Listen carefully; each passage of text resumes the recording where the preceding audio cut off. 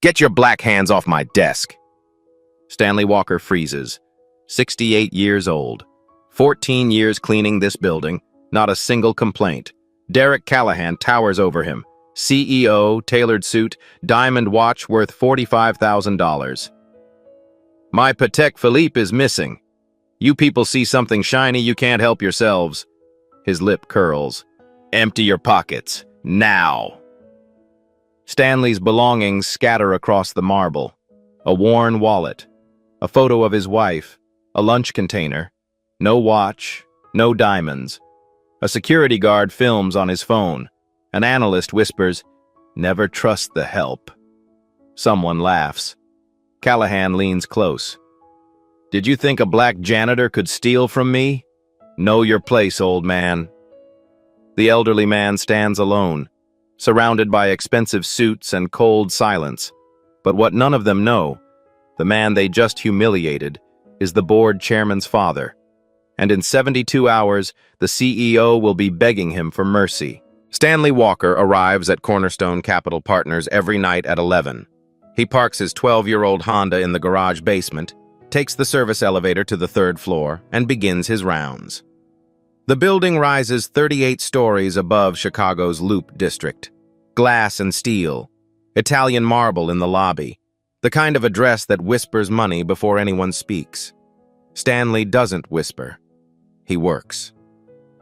Tonight, like every night, he starts with the break rooms. Coffee stains on countertops, crumbs in the sink. The sharp smell of industrial cleaner fills his nostrils as he sprays, wipes, moves on. His mop bucket squeaks against the linoleum. The fluorescent lights hum overhead. He's 68 years old, 14 years at this job. His employee file, buried somewhere in HR's database, reads like a blank page. 0 incidents, 0 complaints, 0 recognition. That's fine with Stanley. Recognition was never the point. The point waits for him at home. Eleanor, 66 years old, heart condition that requires monthly medication. She's sleeping now, probably curled on her side of the bed, the way she's slept for 40 years of marriage. Stanley carries her photo in his wallet. It's the only photo there. Taken at their son's college graduation, 23 years ago. Eleanor's smile, Stanley's hand on her shoulder, their boy between them, cap and gown, eyes bright with the future. Their boy did well, better than well. But Stanley doesn't talk about that. Marcus Brown pushes his cart around the corner. 52. 8 years at Cornerstone. The closest thing Stanley has to a friend in this building. Stanley? Marcus nods. You hear about the new CEO, Callahan? Stanley shrugs. I clean his office, don't know the man. Word is he's got a temper, fired 2 assistants last month. Not my business. Marcus grins. You ever talk about anything? Stanley almost smiles. I talk about work.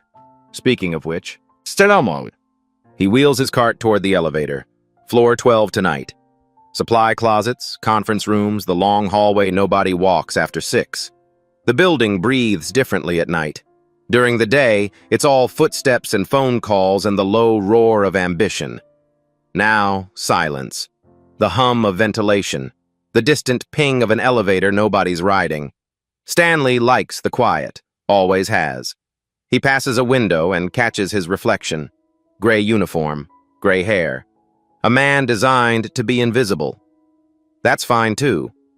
Invisible means nobody bothers you. Nobody asks questions.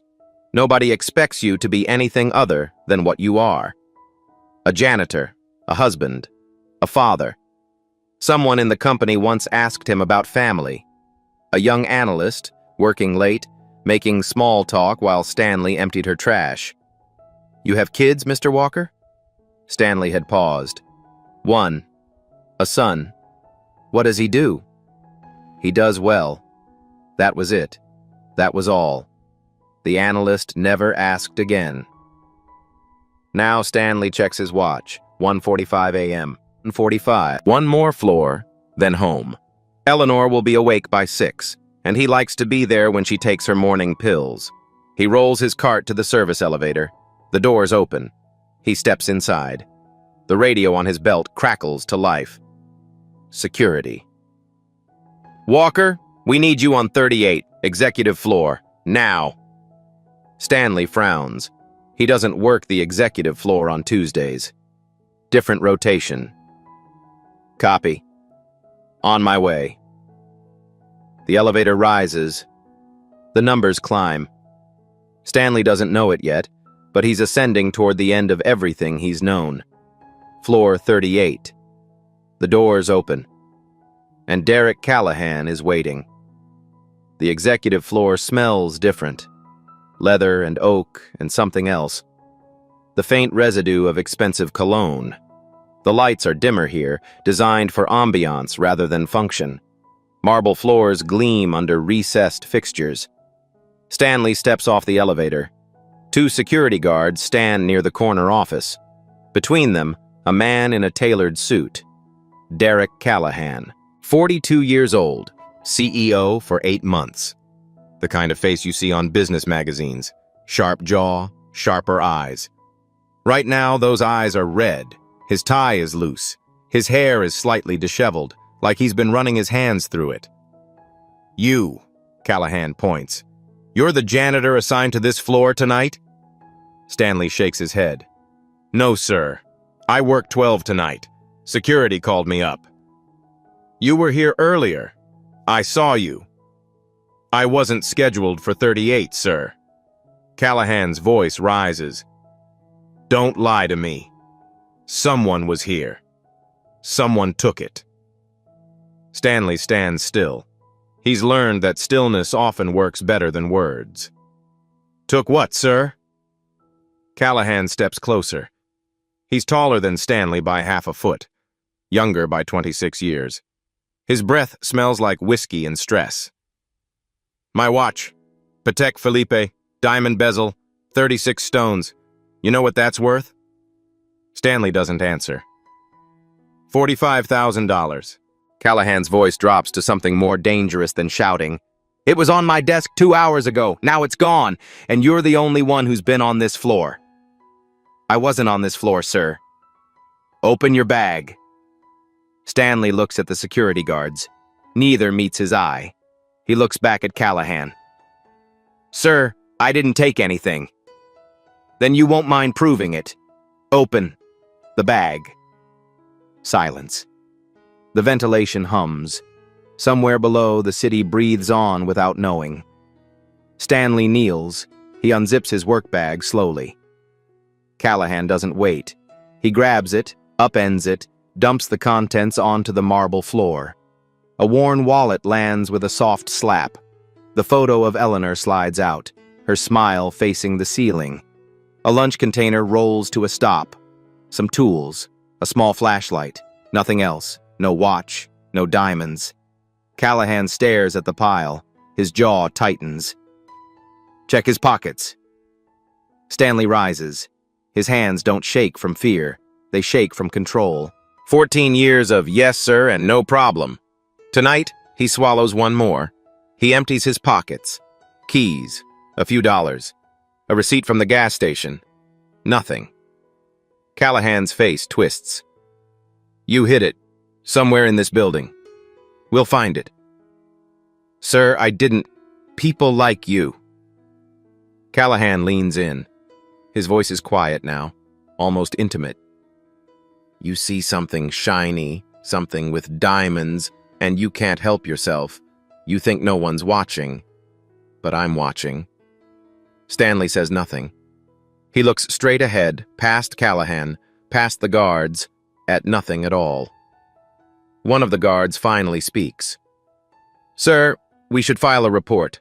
Get this documented. Callahan straightens, adjusts his tie. The moment of rage passes into something colder. Document everything. I want him out of this building by morning. HR handles the rest. He turns to Stanley. And when we find that diamond watch, and we will, I want you prosecuted. Grand theft.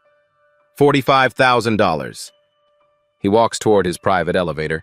The doors open. He steps inside. Just before they close, he adds, 14 years means nothing if you're a thief. The doors shut. The elevator descends. Stanley kneels again. Slowly, carefully, he picks up his belongings. The wallet. The photo. He looks at Eleanor's face for 1 second, then slides it back into its place. The security guards watch. One of them opens his mouth, maybe to apologize. Stanley doesn't give him the chance. He zips his bag, stands, and walks to the service elevator. Behind him, the security report is already being written. By 8 a.m., Stanley Walker will be erased from the company's system. But someone else is watching. A woman near the stairwell, half hidden in shadow. Grace Thornton, senior auditor. She saw everything, and she's already thinking. Morning arrives cold, November in Chicago. The wind off Lake Michigan cuts through the downtown canyons like a blade. At 8:04 a.m., Linda Crawford, HR director, 18 years at Cornerstone, sends an email. Subject line, immediate action required. Walker, Stanley. The body is brief. Effective immediately, Stanley Walker is suspended pending investigation into theft allegations. Badge access revoked. No entry to premises until further notice. There is no investigation. There is only the email. By 9:32 a.m., Stanley's badge stops working. The system logs the exact moment. Badge ID number 7821, S. Walker. Access revoked. 09/32/17 CST. 14 years of clean swipes, ending in a single database command. By noon, the story has spread through the building. Did you hear? The old janitor stole the CEO's watch. $45,000. Diamond encrusted. Always the quiet ones, right?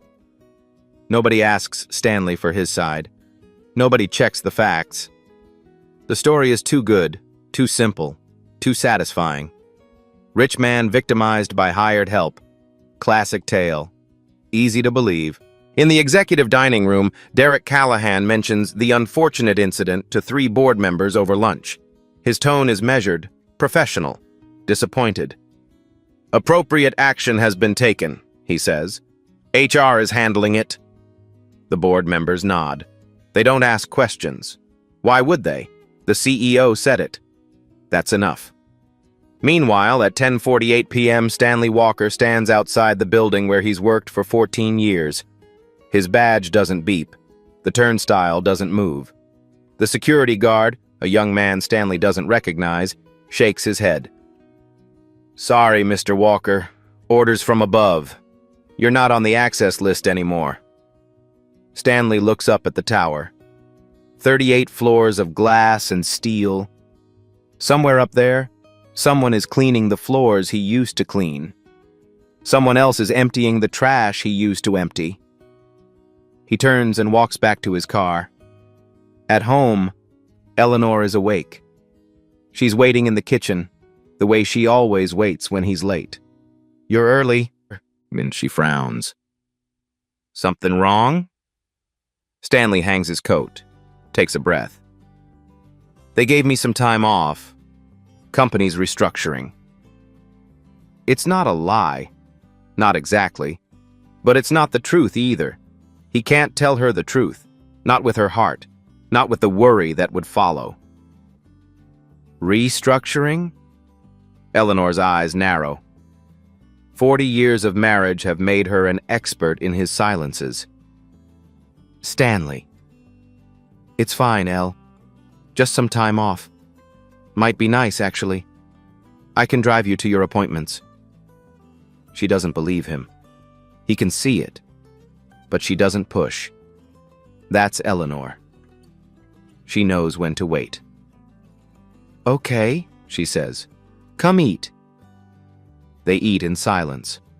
The kitchen clock ticks. Outside, the city moves on without them. In the executive suite, Derek Callahan reviews his calendar.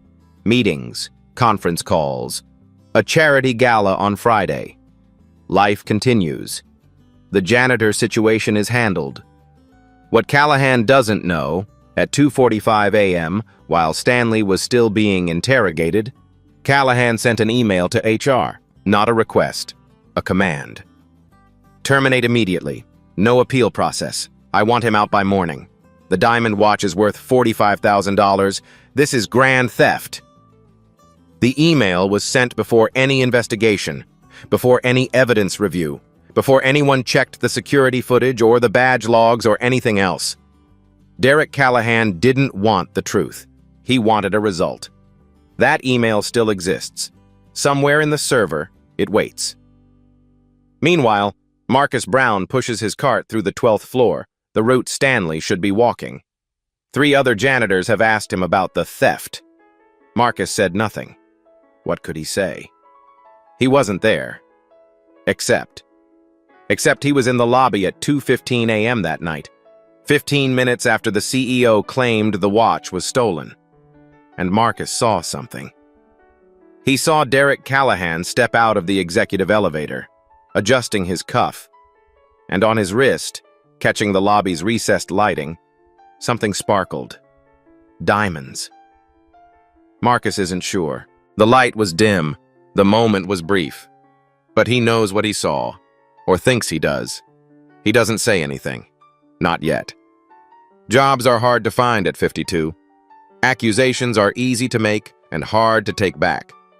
He keeps pushing his cart, keeps his head down, keeps working. But the image stays with him. The sparkle of diamonds on a wrist that should have been bare. Back in her corner office, Grace Thornton pulls up the security system on her monitor. As senior auditor, she has access to the CCTV archives. She's supposed to use it for financial investigations, not personnel matters. She uses it anyway. Camera FL38XX01, executive floor, November 14th. She scrubs through the timeline. 1:47 a.m., 1:48, 1:49. There. Derek Callahan entering his private office. Alone, and on his wrist, catching the overhead light, the unmistakable flash of diamonds. Grace pauses the footage, studies the timestamp, studies the man.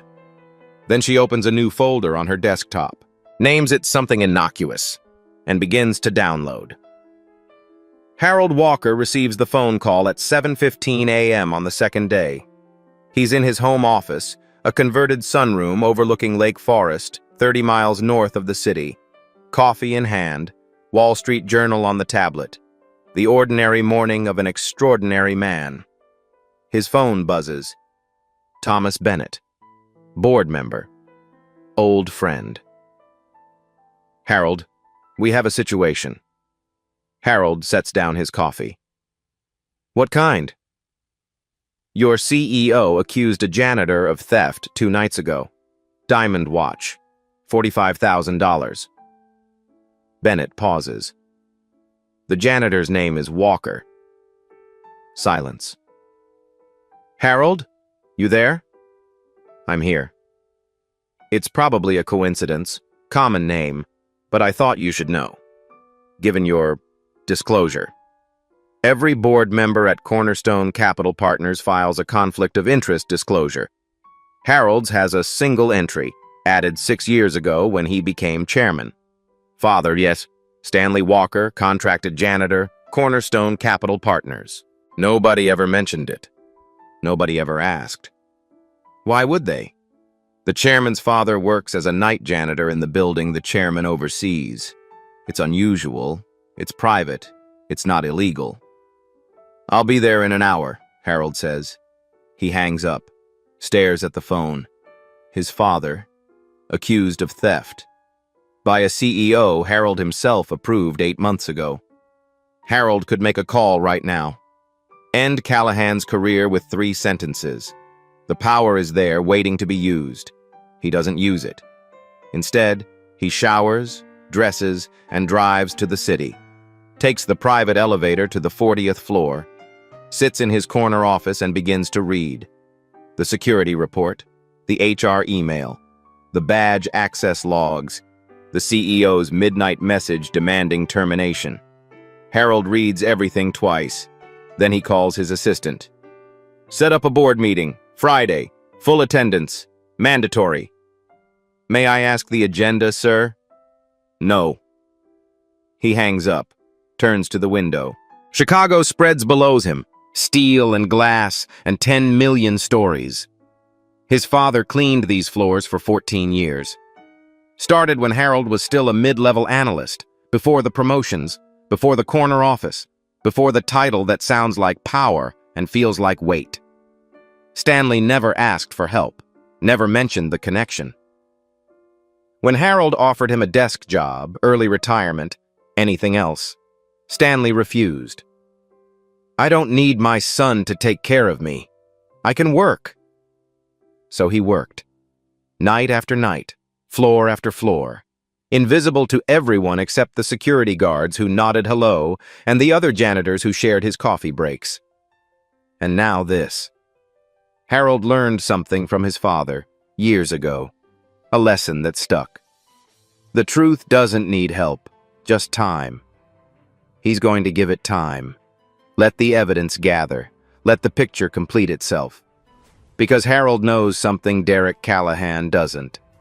Stanley Walker has never stolen anything in his life. The accusation isn't just wrong, it's impossible, which means someone else is lying. Harold turns from the window, picks up the phone. Get me the IT department. I want a full audit of CCTV access for the past 72 hours. Everyone who's pulled footage from the executive floor, every file, every timestamp. He pauses. And don't tell anyone I asked. The game has changed. Derek Callahan just doesn't know it yet. Grace Thornton has been an auditor at Cornerstone for 6 years. Numbers are her language. Patterns are her obsession. She once caught a vendor skimming $2.3 million through fake invoices. The vendor went to prison. Grace got a promotion. 3 months ago, she found something else. Irregularities in the CEO's expense reports. Cash withdrawals. Payments to unfamiliar accounts. Numbers that didn't add up. She reported it to HR. Standard procedure. Derek Callahan called her into his office the next day. Closed the door. Stood too close. Your job depends on your silence, he said. Do you understand? She understood. She also remembered. Now, watching the footage of an old janitor being humiliated over a diamond watch, Grace decides that silence has a limit. Day 2, 2:14 p.m. Her office door is locked, blinds closed. The CCTV archive loads on her screen. Camera, FL38, XX01. November 14th, 1:47:15 a.m. Derek Callahan walks into frame. He's wearing a dark suit, no tie. His left hand reaches for the door handle. Grace pauses the image, zooms in. There, on his wrist, the Patek Philippe. 36 diamonds catching the overhead light like tiny stars. He was wearing the watch when he entered his office. At 1:47 a.m., 13 minutes before he claimed it was stolen. She resumes playback. Callahan disappears inside. The timestamp advances. 1:48, 1:49, 1:50. At 1:52, he exits, walks toward the elevator. Grace scrubs back, pauses, zooms again.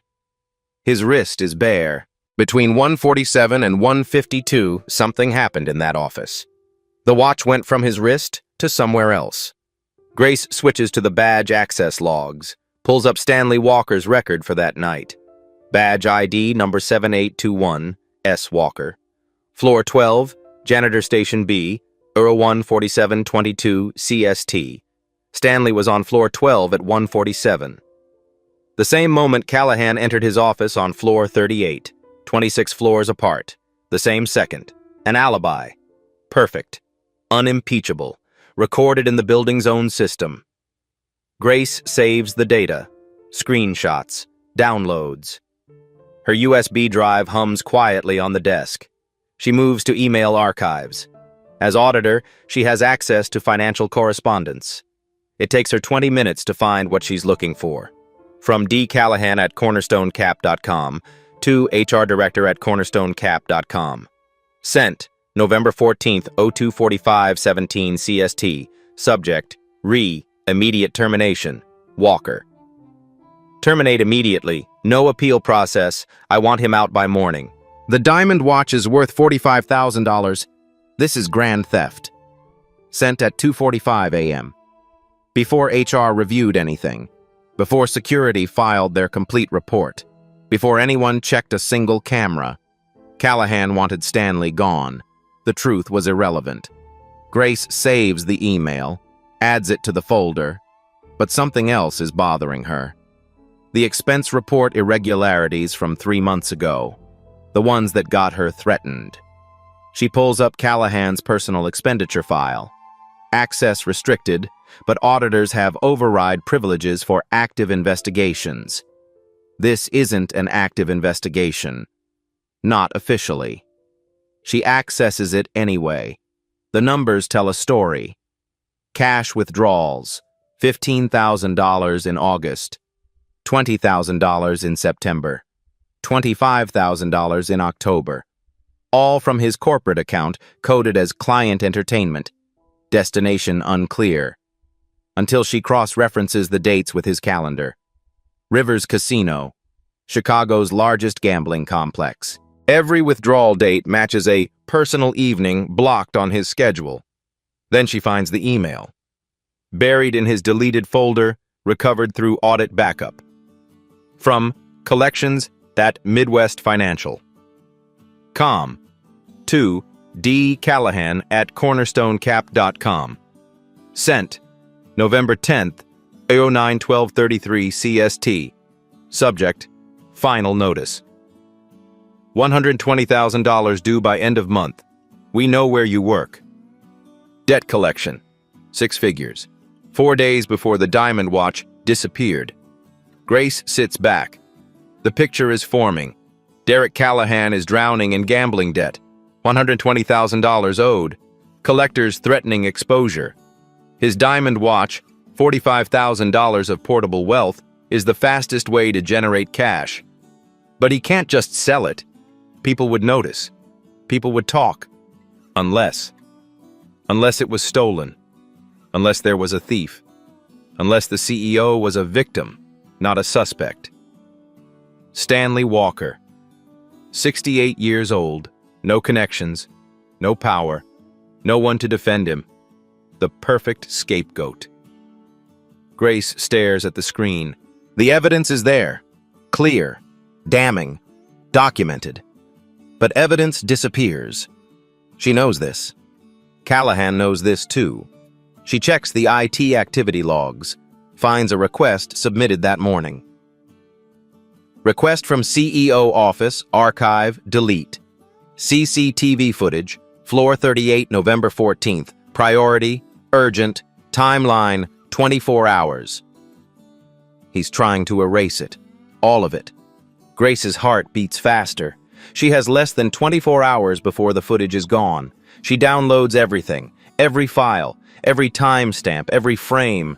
The USB drive fills. She removes it, tucks it into her pocket. If this disappears from the server, it won't disappear from here. Night falls. Grace stays late, as usual. But tonight isn't usual. She pulls out her phone, scrolls to a contact she hasn't used in months. Marcus Brown, the janitor who works Stanley's old floor. She types a message. I need to talk to you. It's about Stanley Walker. It's important. The response comes at 11:47 p.m. I saw something that night. Been trying to decide if I should say anything. Grace's fingers tremble as she types back. Tell me everything. The evidence was clear. Stanley Walker couldn't have stolen that watch. The CEO's own systems proved it. But Callahan wasn't going down without a fight. What happened next nearly destroyed everything. And everyone who tried to stop him. Derek Callahan discovers the breach on day 3. His IT director calls at 9 a.m. Nervous voice, careful words. Sir, someone accessed the CCTV archives from the executive floor. Multiple times, over the past 48 hours. Callahan grips his phone. Who? Grace Thornton, senior auditor. Silence. Then, that bitch. He hangs up, sits in his leather chair, thinks. Grace Thornton, the same woman who questioned his expense reports 3 months ago. The same woman he warned to stay silent. She didn't listen. Callahan pulls up his email, types quickly. From D. Callahan at cornerstonecap.com to G. Thornton at cornerstonecap. Come sent. November 16th, 09/14/22, CST. Subject, audit priorities. Drop whatever you're doing on the current audit. That's an order. Your performance review is coming up. I expect full cooperation with executive priorities. The threat is thin, deniable, but clear. He sends a second message, this one to IT. Accelerate the archive deletion. Floor 38 footage. I want it gone by end of business today. Then he calls Linda Crawford. HR. The Walker termination. Is it finalized? The paperwork is processing. He's suspended pending. Not suspended, terminated. Today, no appeals, no severance, nothing. Pause. Derek, there's a process. The process is what I say it is. Do it. He hangs up before she can respond. In her office, Grace reads the email. Her hands are steady, but her heart isn't. She knows what this means. Callahan is scared. Scared people make mistakes. Scared people also destroy evidence and ruin lives. She has maybe 8 hours before the footage is erased. Her copies are safe, but she needs more. She needs witnesses. She needs someone else who knows. Her phone buzzes. Marcus Brown. I thought about what you asked. I'll meet you. Coffee shop on Adams. Not inside the building. Tonight, 7 p.m. Grace types back. I'll be there. At 3:15 p.m., Stanley Walker's phone rings. He's at home, sitting in the kitchen, staring at the wall. 3 days of nothing. 3 days of watching Eleanor pretend not to worry. The caller ID shows the hospital. Mr. Walker, this is Northwestern Memorial. Your wife was brought in by ambulance 20 minutes ago. Cardiac event. She's stable, but you should come. Stanley is in his car before the call ends. The drive takes forever and no time at all. Red lights, traffic, the hospital parking garage, the elevator, the ICU. Eleanor lies in a narrow bed, monitors beeping, tubes in her arm. Her face is pale, but her eyes are open. Stanley? Her voice is thin. He takes her hand. It's cool, fragile. The hand he's held for 40 years. I'm here, Elle. I'm here. They said, my heart. The stress. Stanley squeezes her fingers, says nothing. You've been worried, she whispers. I can tell. Something's wrong. Something you're not telling me. He could tell her now. The accusation, the humiliation, the job he's lost. He doesn't. It's nothing. Just work stuff. You focus on getting better. She doesn't believe him. He can see it in her eyes, but she's too tired to argue. Okay, she says. Stay with me? Always. He pulls a chair to her bedside, sits, watches the monitors blink. His career is gone. His reputation is destroyed. His wife is in the hospital. And somewhere in a tower 30 miles away, the man responsible is trying to erase the proof. Stanley doesn't know about Grace Thornton, doesn't know about the downloaded footage, doesn't know about Marcus Brown's testimony. He knows only this. He's 68 years old, and the world has decided he's a thief. Meanwhile, Through official channels, Derek Callahan releases a statement through his attorney. These allegations regarding Mr. Callahan are baseless. The CEO is confident that the truth will prevail and that the missing property will be recovered. He has cooperated fully with building security and HR protocols. The statement says nothing about evidence, nothing about timestamps, nothing about the email sent at 2:45 a.m. demanding termination before any investigation. It doesn't need to. In the court of corporate opinion, Derek Callahan is the victim. For now. At 7 p.m., Grace Thornton sits in a coffee shop on Adams Street. The door opens. Marcus Brown walks in. He looks tired, nervous, older than his 52 years. He sits across from her, doesn't order anything. "I saw him," Marcus says. "That night. 2:15 a.m. The CEO came down to the lobby." Grace leans forward. "And?" "He was wearing the watch, the diamond one. I remember because it caught the light." Marcus swallows. "He said it was stolen at 2 a.m., but I saw it on his wrist 15 minutes later." Grace pulls out her phone. "Will you say that officially? On record?" Marcus hesitates. His job, his pension, his family. Then he thinks of Stanley. 14 years, 0 complaints, treated like a criminal. "Yes," Marcus says. "I'll say it. The ICU is quiet at midnight. Only the beeping of monitors, the soft footsteps of nurses, the occasional whisper of a ventilator down the hall. Stanley hasn't moved from Eleanor's bedside.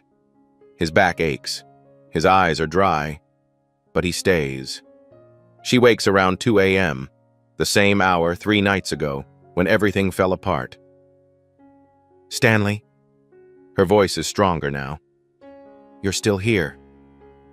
Where else would I be?" She studies his face. 40 years of reading his silences. She knows something is broken. "Tell me," she says. He could lie. He's been lying for 3 days. But here, in this room, with the machines keeping rhythm and the city asleep outside, he can't. "They accused me of stealing." The words come slowly. "A watch. The CEO's diamond watch. They said I took it." Eleanor's hand tightens on his. "I didn't take anything, Elle. I never even saw it." "I know." "They fired me. Well, suspended. Same thing. 14 years, and they threw me out like garbage." Eleanor is quiet for a moment. The monitor beeps. "What are you going to do?" Stanley shakes his head. "What can I do? I'm 68. No lawyer, no money, no proof I didn't do it. Just my word. And my word doesn't mean anything to people like them." Eleanor shifts in the bed, winces, reaches up to touch his face. "Stanley Walker, listen to me." He looks at her. "They can take your badge. They can take your job. They can say whatever they want." Her eyes are fierce, even now. "But they cannot take who you are. Do you understand me? They cannot take that." His throat tightens. "You're a good man. You've been a good man every day of your life, cleaning their floors, raising our son, taking care of me." She squeezes his hand. "That's not nothing. That's everything." Stanley doesn't cry. He hasn't cried in years, but something breaks loose in his chest. Something that's been held too tight for too long. "I don't know what to do," he whispers. "You don't have to know. Not yet. Just don't let them make you forget who you are." He nods. Can't speak. They sit in silence. The monitors beep. The city breathes outside. 2 people who've spent 40 years learning each other's rhythms, holding on. At 6 a.m., Stanley's phone buzzes. A text from a number he doesn't recognize. "Mr. Walker, this is Grace Thornton. I work at Cornerstone. I have information about what really happened. We need to talk. I found something. You need to see this. Stanley reads the message twice, 3 times. Information, evidence, someone who believes him. He looks at Eleanor. She's asleep again. Breathing steady, heart rate stable. He types back, "Where?" The response comes immediately. "There's a lawyer, Rachel Simmons. She's willing to help, pro bono. Can you meet us this afternoon?" Stanley Walker has been invisible his whole life. A janitor, a face in the background, someone nobody notices. But someone noticed. Someone is fighting. He types, "I'll be there." Stanley was at rock bottom, his wife in the hospital, his name destroyed. 14 years erased in a single night. But the truth has a way of rising, and the people he'd never met were about to change everything. The law office of Rachel Simmons occupies a converted brownstone in Lincoln Park. No marble, no mahogany, just bookshelves, coffee stains, and a woman who's spent 20 years fighting fights nobody else will take. Stanley arrives at 2 p.m. Grace Thornton is already there, so is Marcus Brown. Rachel spreads the evidence across her conference table, printed screenshots, email transcripts, badge logs, CCTV stills. "Let me make sure I understand," Rachel says. At 1:47 a.m., Derek Callahan entered his office wearing the diamond watch. At 1:52, he left without it. At the exact same moment, 1:47, Stanley was on floor 12, 26 floors away. Grace nods. The badge system logged him at the janitor station, time-stamped to the second. And the email Callahan sent to HR? Demanding termination, sent at 2:45 a.m., before any investigation, before anyone checked the cameras. Rachel picks up Marcus's written statement. "And you saw Callahan at 2:15 a.m. wearing the watch after he claimed it was stolen." Marcus nods. "The diamonds caught the lobby light. Couldn't miss it." Rachel sets down the paper, looks at Stanley. "Mr. Walker, this isn't just wrongful termination. This is defamation. Your CEO publicly accused you of a felony, $45,000 in grand theft, with 0 evidence. Worse, the evidence actively proves you couldn't have done it." Stanley sits quietly, processing. "What happens now?" "Now we build the case, but there's something else." Rachel glances at Grace. "Tell him." Grace pulls out another document, the debt collection email, the casino payments, the $120,000 deadline. Callahan has a gambling problem. He owes 6 figures to collectors. The watch was his way out. Sell it, pay down the debt. But he couldn't just sell it without questions. So he staged a theft, made himself the victim. Stanley's face doesn't change, but his hands, resting on the table, curl into fists.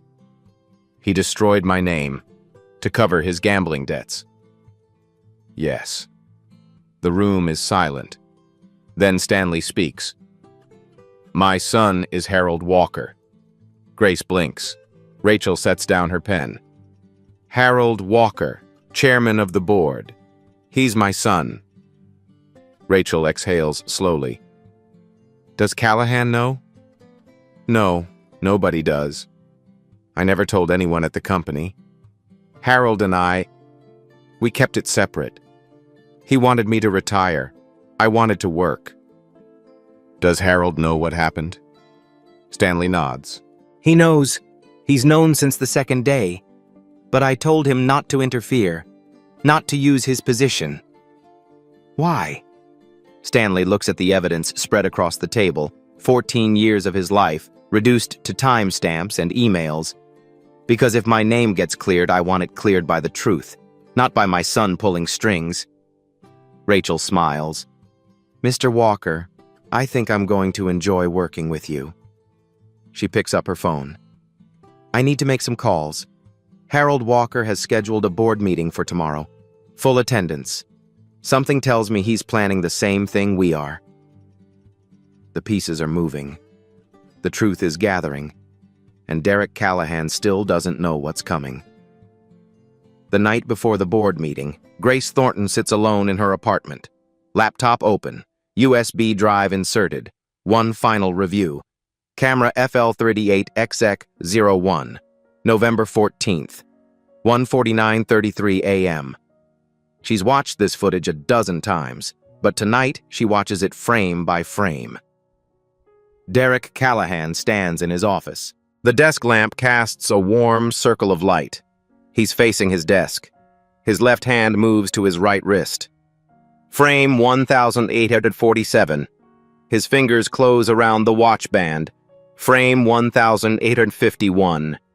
He slides the Patek Philippe off his wrist. The diamonds catch the light one last time. 36 tiny stars winking at the camera. Frame 1856. He holds the watch in his palm, looks at it. His expression is unreadable, but his posture suggests hesitation. Maybe regret. Frame 1862. He opens the top drawer of his desk. Frame 1867. He places the diamond watch inside. Frame 1871. He closes the drawer. Frame 1875. He locks it with a small key from his pocket. Frame 1880.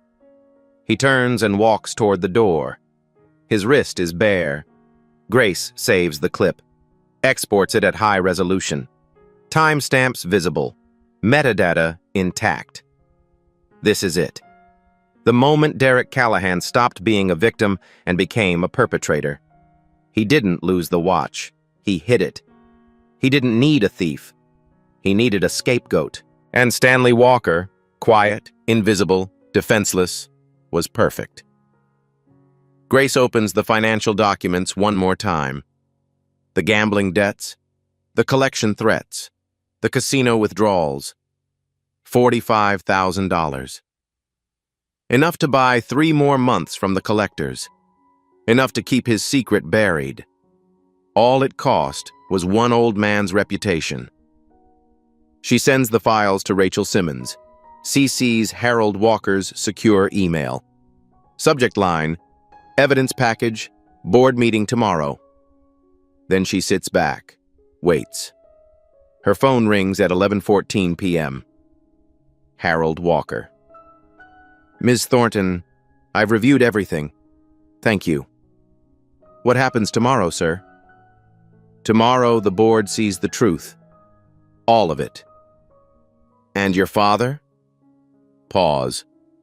He'll be there. I asked him to come. Does Callahan know about your relationship? No. He's about to find out. Grace allows herself a small smile. How do you think he'll react? I think, Harold says slowly, that Derek Callahan is about to learn something my father taught me a long time ago. What's that? The truth doesn't need help. Just time. They hang up. Across the city, in a corner office on the 38th floor, Derek Callahan pours himself a whiskey, his third of the night. The board meeting is tomorrow. He doesn't know what it's about. Harold Walker didn't say. Probably quarterly projections, maybe the Henderson acquisition. Routine stuff. He opens his desk drawer. The diamond watch is still there, exactly where he left it 5 nights ago. He picks it up, turns it in the lamplight. 36 diamonds catching the glow. 8 months ago, this watch meant success. A symbol. A reward. Now it's just evidence. He doesn't know that yet. He places the watch back in the drawer, locks it, finishes his whiskey. Tomorrow, everything changes.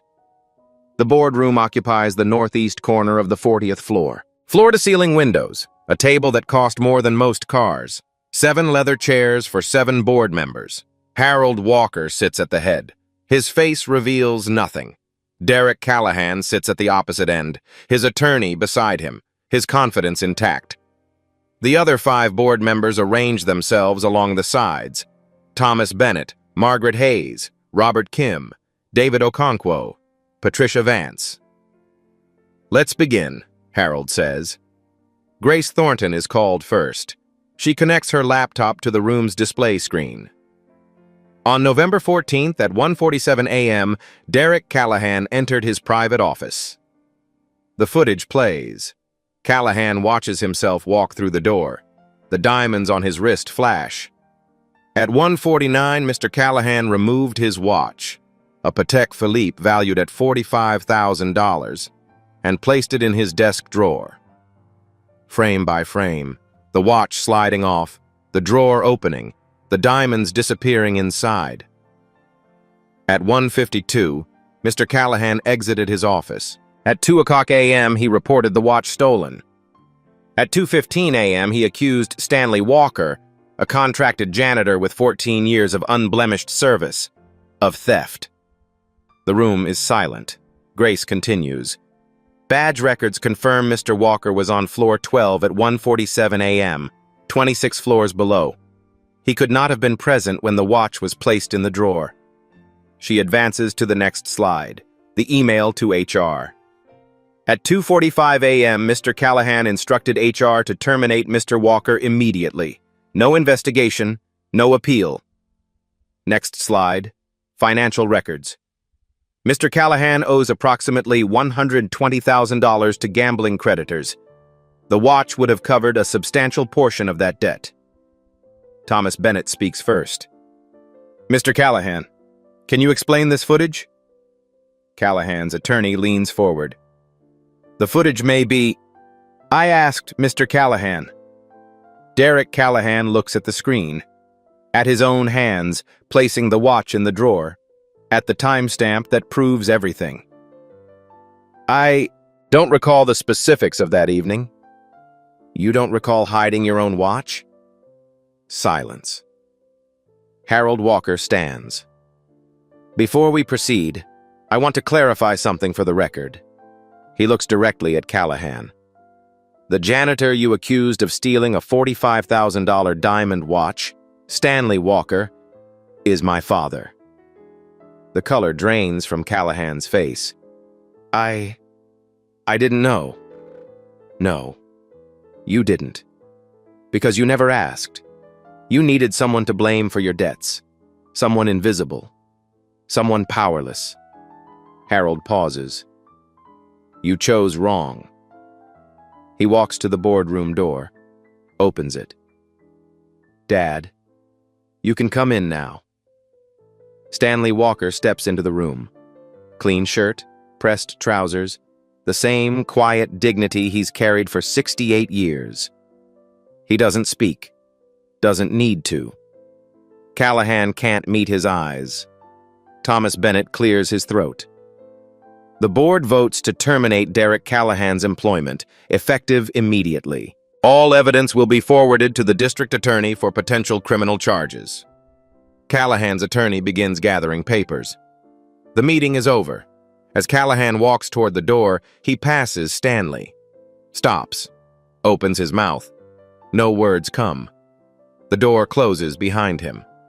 Stanley looks at his son. Harold nods. That's enough. 1 week later, Stanley Walker returns to Cornerstone Capital Partners. His badge works again. The turnstile clicks open. He walks through the lobby he's crossed 1,000 times before. The receptionist looks up, smiles. Welcome back, Mr. Walker. He nods, keeps walking. In the elevator bank, 2 analysts stop their conversation. One of them starts to clap. Then another. Then the security guard. Stanley doesn't stop, doesn't look back. He takes the service elevator to floor 12. His floor. His route. Eleanor is home now, recovering, strong enough to yell at him for working too hard, strong enough to be Eleanor again. Harold visited them last weekend. First time in months they'd all sat together. Coffee, silence, the comfortable kind. Why didn't you let me help sooner? Harold asked. Stanley shrugged. You did help. You let the truth do the work. That's what I taught you. Derek Callahan is awaiting trial. Fraud, defamation, evidence tampering. The diamond watch sits in an evidence locker. $45,000 of cold, sparkling proof. Stanley thinks about it sometimes. All that money on a man's wrist. All that destruction for one piece of jewelry. He picks up his mop, starts working. Clean floors don't clean themselves. He cleans their floors. He never touched their diamonds. And now, they know his name. If this story reminded you of someone who deserves respect, someone whose work goes unseen, share it with them. Titles don't exempt consequences. Diamonds don't buy integrity. And the truth never needed a title to speak. Subscribe if you want more stories where justice doesn't stay silent. We're just getting started.